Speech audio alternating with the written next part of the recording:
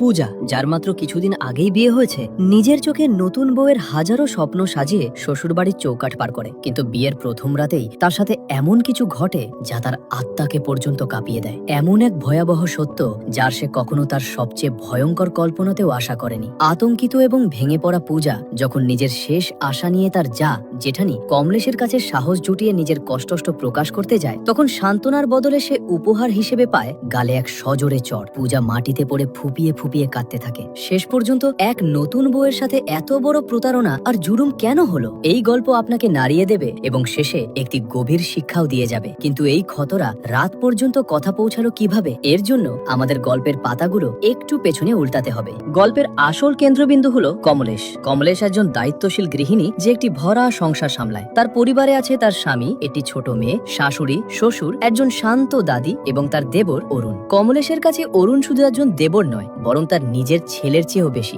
সময় নিজের গতিতে এগিয়ে চলে। এখন অরুণ বড় হয়েছে এবং পুরো পরিবার তার জন্য বিয়ের সম্বন্ধ দেখতে যাচ্ছে। যে মেয়েটিকে দেখতে পুরো পরিবার যাচ্ছে তার নাম পূজা। ইংলিশ অনার্সে বিয়ে করা পূজা নিজের কথা এবং আত্মবিশ্বাসে সবার মন জয় করে নেয়। সে যখন নিজের মিষ্টি গলায় একটি ইংরেজি গান গেয়ে শোনায়, তখন যেন পুরো পরিবার তার উপর মুগ্ধ হয়ে যায়। অরুণ তো তাকে দেখা মাত্রই নিজের মন হারিয়ে ফেলে। কিন্তু এই পুরো ঘরে একজন মানুষ এমন ছিল যার মুখে খুশির বদলে ছিল এক দ্বিধা। কমলেশের পূজার এই মজান এবং স্পষ্টবাদী স্টাইল একদমই পছন্দ হয়নি। কিন্তু অরুণের খুশি এবং তার জেদের সামনে কমলেশকে মাথা নত করতেই হয়। মন থেকে না চাইলেও সে এই সম্পর্কের জন্য সম্মতি দিয়ে দেয়। সেই দিনই চট মাংনি পট বিয়াহের মতো ধুমধাম করে রিং সেরেমনি হয়ে যায়। পূজার আঙুলে অরুণের নামের আংটি শোভা পায়। কিন্তু কেউ জানতো না যে এই খুশি ছিল মাত্র এক রাতের অতিথি। পরের দিন সকালে কমলেশ তার শাশুড়ির সাথে অটো করে কোথাও যাচ্ছিল। হঠাৎ রাস্তায় তাদের নজর পড়ে একটি বিশাল ভিড় এবং শোরগোলের ওপর। কিছু মানুষ রাস্তায় প্রতিবাদ প্রদর্শন করছিল। তখনই ভিড়ের মাঝে কমলেশের নজর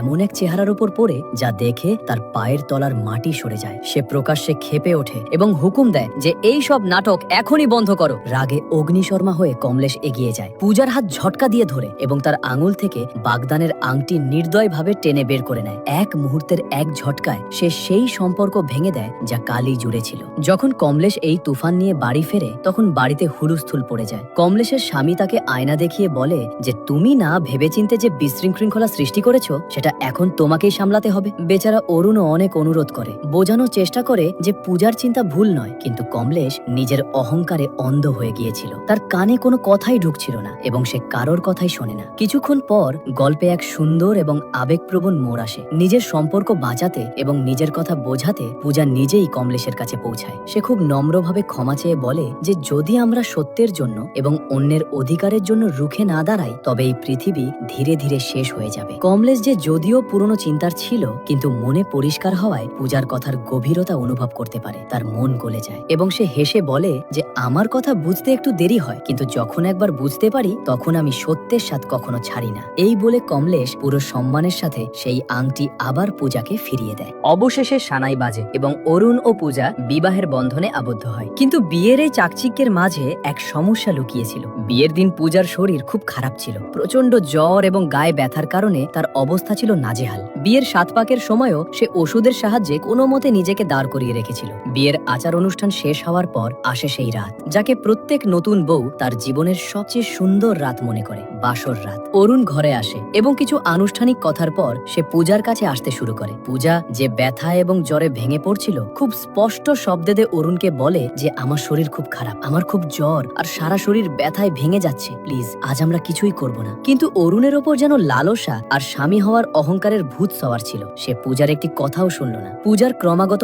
আকুতি, কান্না এবং মানা করা সত্ত্বেও অরুণ নিজের পুরুষত্বের অন্ধ নেশায় তার সাথে জবরদস্তি করে। নতুন বউয়ের সেই সোনালী স্বপ্নগুলো ওই বিছানাতেই নির্মমভাবে পিষে ফেলা হয়। সকালের আলো ঘরে আসে, কিন্তু পূজার দুনিয়ায় চিরতরে অন্ধকার নেমে আসে। সে ব্যথা আর ট্রমার কারণে শুধু কেঁদে চলেছিল। অরুণ তাকে চুপ করানোর চেষ্টা করে, যেন খুব সামান্য কিছু ঘটেছে। সে খুব অধিকার নিয়ে বলে যে আরে আমি তোমার স্বামী, এটা তো আমার অধিকার, বিয়ের পর তো এসব হয়ই। এটা শুনে পূজার ভেতরের কষ্ট এক আর্তনাদ হয়ে ফেটে পড়ে। সে ডুকরে কাঁদতে কাঁদতে অরুণের চোখের দিকে তাকায় এবং বলে যে অধিকার নয়, তুমি আমার রেপ করেছো। এই শব্দ শুনে অরুণ থমকে যায়, কিন্তু নিজের জঘন্য কাজের জন্য লজ্জিত হওয়ার বদলে তার পুরুষত্বে আঘাত লাগে। সে রাগে ফেটে পড়ে বলে যে যদি তোর মনে হয় আমি কিছু ভুল করেছি, তবে যা বাইরে গিয়ে চিৎকার করে সবাইকে বলে দে। এই বলে সে নির্দয়ভাবে পূজাকে ঘর থেকে বের করে করে দেয়। কাঁদতে কাঁদতে কাঁপতে কাঁপতে পূজা যেমনই ঘর থেকে বাইরে আসে, তার নজর উঠানে দাঁড়িয়ে থাকা কমলেশের ওপর পড়ে। কমলেশ বাড়ি এবং পাড়ার কিছু মহিলাদের সাথে কথা বলছিল। পূজার কানে কমলেশের কথা পৌঁছায়। মেয়েরা যতটা না কোনো বোমা বিস্ফোরণকে ভয় পায়, তার চেয়ে বেশি নিজের সম্মানের তামাশা হওয়াকে ভয় পায়। এই একটি বাক্য পূজার বুকে কোনো বিষাক্ত তীরের মতো বিঁধে যায়। সে তখনই বুঝতে পারে যে সমাজ আর পরিবারে সে দাঁড়িয়ে আছে, সেখানে যদি সে মুখ খোলে তবে সে বিচার পাবে না, বরং এই বাড়িতে তারই সম্মানের প্রকাশ্যে তামাশা হবে। সমাজ আর বদনামের এই ভয়ে হেরে গিয়ে এক জীবন্ত অধিকারের জন্য লড়াই করা মেয়ে নিজের চোখের জল গিলে নিঃশব্দে আবার সেই দমবন্ধ করা ঘরে ফিরে যায়। তার নিষ্পাপ মনে কোথাও না কোথাও এই আশা বাকি ছিল যে হয়তো অরুণের নিজের পশুত্বের উপলব্ধি হবে, হয়তো সে নিজের ভুল স্বীকার করবে এবং তার কাছে ক্ষমা চাইবে। কিন্তু অরুণের আচরণ দেখে পূজার পায়ের তলার অবশিষ্ট মাটিও সরে গেল। পূজা আগে থেকেই অসহ্য যন্ত্রণায় ছিল, কিন্তু অরুণ নিজের লালসাকে ভালোবাসার নাম দিয়ে আবারও তার সাথে জবরদস্তি করে। পূজা ভেতর থেকে পুরোপুরি ভেঙে পড়েছিল। সে বুঝতে পেরেছিল যে যাকে দুনিয়া স্বামী স্ত্রীর ভালোবাসা বলে তা তার জন্য শুধু একটি বৈবাহিক বলাৎকার, ম্যারিটাল রেপ ছিল, যার বিরুদ্ধে সে কিছুই করতে পারছিল না। পরের দিন সকালে কমলেশের নজর ছাদের বাউন্ডারিতে উদাস হয়ে দাঁড়িয়ে থাকা পূজার ওপর পড়ে। পূজার চোখের শূন্যতা আর তার শান্ত মুখ দেখে কমলেশের বুক কেঁপে ওঠে। কমলেশের বারবার জিজ্ঞেস করা সত্ত্বেও পূজা রাতের সেই ভয়াবহ সত্য বলেনি। কমলেশ বুঝতে পারে যে কিছু একটা খুব খারাপ হয়েছে এবং সে বেশি প্রশ্ন না করে পূজাকে তার বাপের বাড়ি রেখে আসে। বাপের বাড়িতে পৌঁছে পূজা ভেবেছিল যে হয়তো পৃথিবীতে একজন মাই আছে যে নিজের মেয়ের কষ্ট বুঝতে পারে। সে নিবৃতে নিজের মাকে গত রাতের সমস্ত সত্য এবং অরুণের পৈশাচিকতার কথা বলে দেয়। কিন্তু যে জবাব তার নিজের মা দিল তা অরুণের পৈশাচিকতার চেয়েও বেশি ভয়াবহ ছিল। মা তাকে বুকে টেনে নেওয়ার বদলে বুঝিয়ে বলল যে স্বামী স্ত্রীর মধ্যে এসব তো হয়েই থাকে, বিয়ে যখন করেছো তখন এসব তো মানিয়ে নিতেই হবে, এতে না বলার কি ছিল, এ দিয়েই তো পরিবার আর বংশ এগিয়ে যায়। নিজের মায়ের মুখে এই কথা শুনে পূজা স্তব্ধ হয়ে যায়।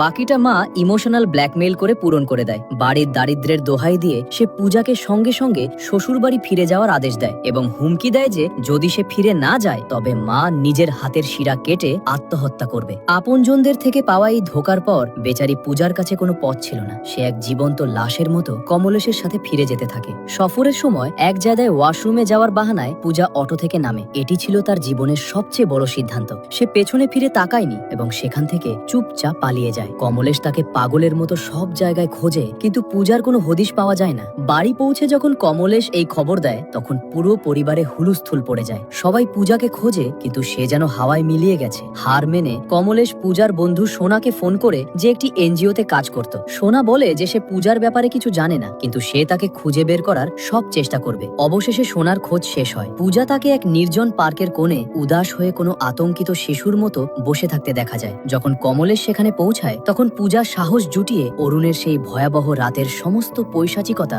এবং সত্য কমলেশের সামনে উগরে দেয়। কিন্তু বছরের পর বছর অরুণকে নিজের ছেলের মতো লালন পালন করা কমলেশের অন্ধ বিশ্বাস সত্যের চেয়ে ভারী হয়ে যায়। সত্য শোনার বদলে কমলেশের অহংকার ভাঙে এবং সে রাগে এসে পূজার গালে এক সজোরে চড় কষে দেয়। সে চিৎকার করে এবং পূজাকে প্রায় টেনে হিচড়ে আবার সেই কয়েদখানায় নিয়ে আসে। গিয়ে লেডি ডাক্তারের সাথে কথা বলে তখন ডাক্তার যে সত্য জানায় তা শুনে কমলেশের পায়ের তলার মাটিই সরে যায় না, বরং তার পুরো অস্তিত্ব কেঁপে ওঠে। ডাক্তার ভারী গলায় জানায় যে পূজার সেই স্পর্শকাতর অঙ্গগুলোতে ব্লেড দিয়ে গভীর ক্ষত করা হয়েছে এবং প্রচুর রক্তক্ষরণের কারণে তার এই অবস্থা হয়েছে। এটি শুনে কমলেশ স্তব্ধ হয়ে যায়। সে সাথে সাথে নিজেকে সামলায় এবং বাড়ির লোকেদের বাড়িতে পাঠিয়ে দেয় এই বলে যে সে পূজার কাছে থাকবে।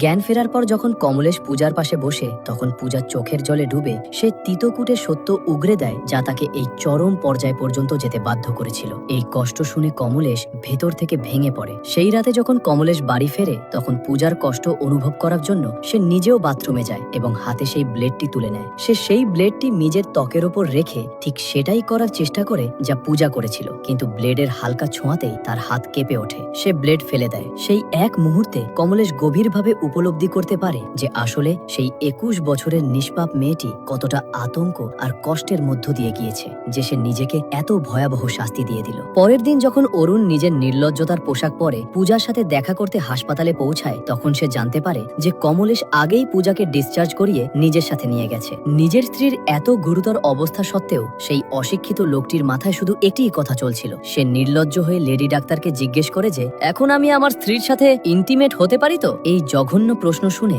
ডাক্তারের রক্ত ফুটে ওঠে। সেই ডাক্তার পূজার সেই ভয়াবহ ক্ষতগুলো দেখেছিল এবং জানতো এর পেছনে কে আছে। সে অরুণের ওপর ভীষণ রেগে যায় এবং পুরো শক্তি দিয়ে চিৎকার করে বলে যে খুবই নীচ এবং জঘন্য মানুষ তুই, তোর মতো জানোয়ারদের তো গুলি করে মারা উচিত। সে তৎক্ষণাৎ সিকিউরিটি গার্ডদের ডাকে এবং অরুণকে ধাক্কা মেরে হাসপাতাল থেকে বের করে দেয়। এই সতর্কবাণী দিয়ে যে এই জানোয়ার যেন দ্বিতীয়বার আমার হাসপাতালের আশেপাশেও না দেখা যায়। পূজা যে নিজের চোখে বিয়ে এবং এক নতুন জীবনের হাজারো সোনালী স্বপ্ন নিয়ে এই বাড়িতে এসেছিল, আজ তার জীবন এমন এক ভয়ানক নরকে পরিণত হয়েছে যেখানে তার স্বামী তার সবচেয়ে বড় অপরাধী হয়ে দাঁড়িয়েছে। ভালোবাসা আর অধিকারের নামে পূজা যা সহ্য করেছে তা মৃত্যুর চেয়েও খারাপ ছিল। কিন্তু এখন যখন পূজা মৃত্যুর মুখ থেকে ফিরে এসেছে এবং সে সেই কমলেশের সাথে পেয়েছে যে কাল পর্যন্ত তারই বিরুদ্ধে দাঁড়িয়েছিল, তবে এখন আগে কি হবে? আপনাদের মতে এখন পূজার কি পদক্ষেপ নেওয়া উচিত? তার কি অরুণকে ক্ষমা করে দেওয়া উচিত, নাকি তাকে এমন শাস্তি দেওয়া উচিত যা এক দৃষ্টান্ত হয়ে থাকবে?